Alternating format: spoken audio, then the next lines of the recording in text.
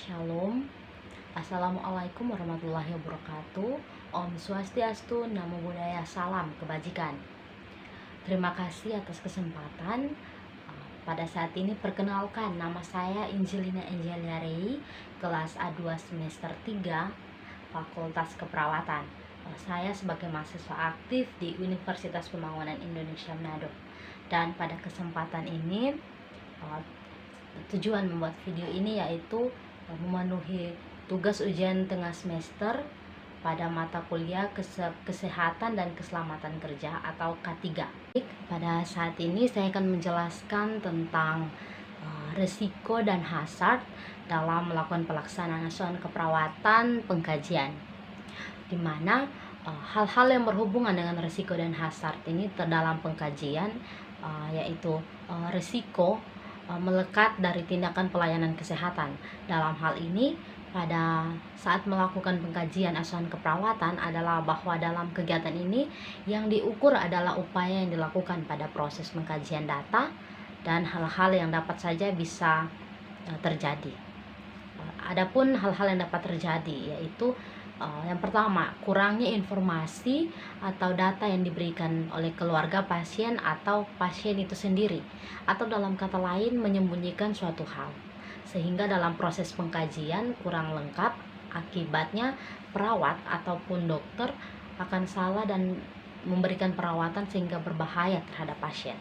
Kemudian yang kedua yaitu pada saat melakukan pengkajian dapat juga terjadi kejadian tertularnya penyakit. Dalam hal ini seperti kontak fisik maupun udara titik pada saat perawat melakukan perawatan ataupun pengkajian kepada pasien. Maka dari itu perawat dapat mempunyai risiko tertular penyakit dari pasien tersebut.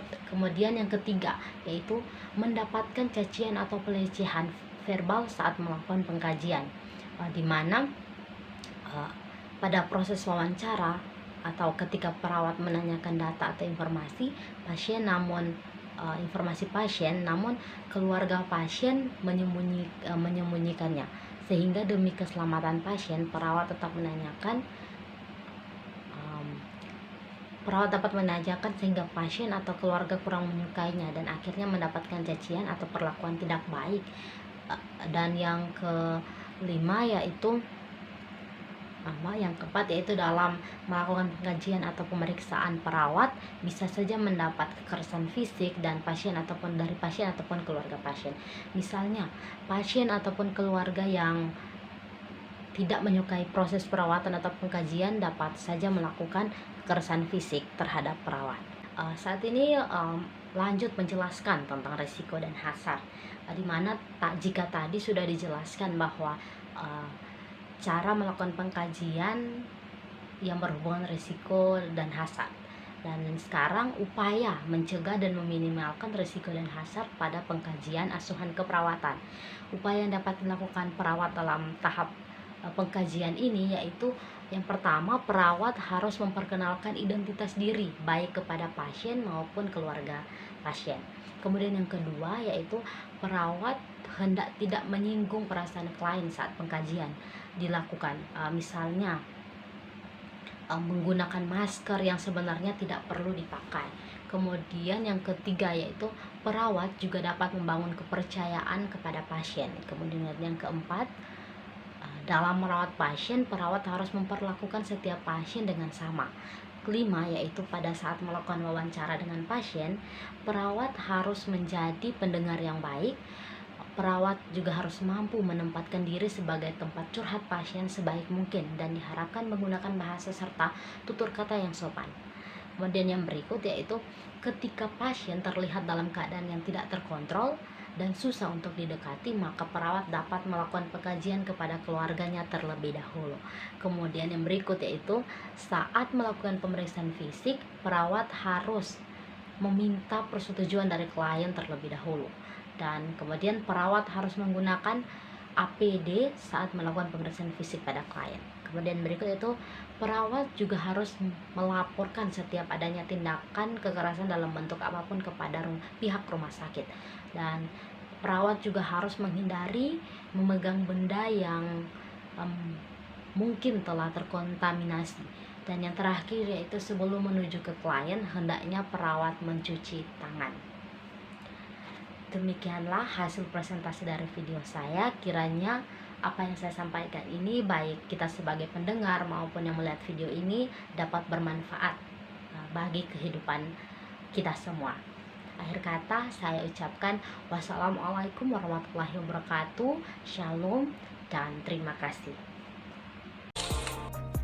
Selamat datang di Universitas Pembangunan Indonesia Manado, khususnya di Fakultas Keperawatan.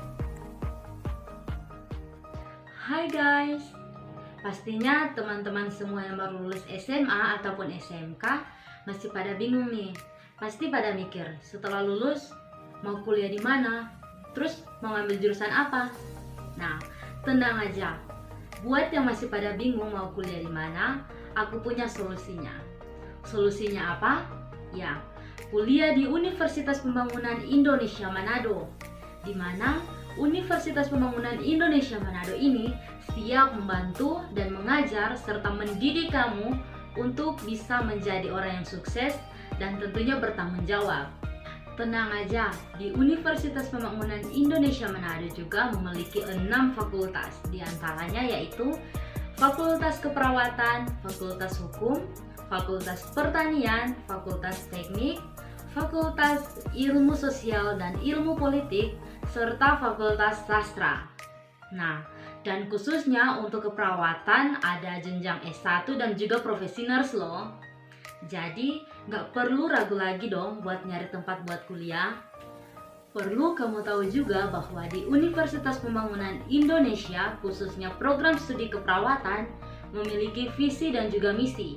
Yang pertama ada visi, yaitu menjadikan fakultas keperawatan yang menghasilkan lulusan yang unggul, kompeten, dan juga profesional pada level regional, nasional, dan juga internasional, yang memiliki keunggulan dalam bidang keperawatan dan juga kegawat daruratan.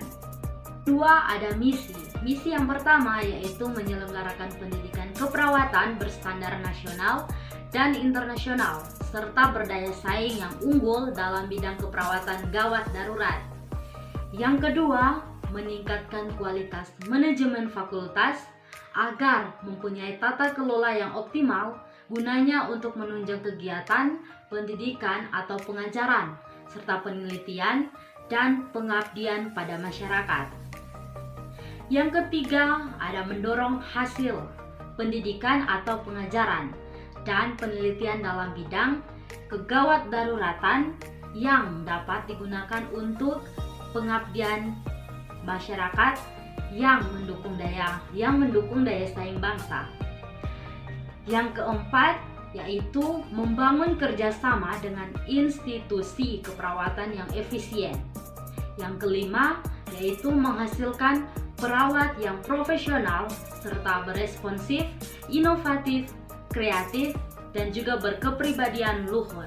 Jadi nggak perlu bingung lagi dong ataupun ragu buat kuliah di Universitas Pembangunan Indonesia, apalagi mengambil jurusan keperawatan. Sebab di Universitas Pembangunan Indonesia akan mencetak kamu menjadi perawat yang profesional dan dapat bertanggung jawab tentunya. Yakin dan percaya bahwa kamu adalah orang-orang yang terpilih. So, mari bergabung bersama kami dan jadilah keluarga besar Universitas Pembangunan Indonesia. Universitas Pembangunan Indonesia tetap jaya dan bersinar. Akhir kata saya ucapkan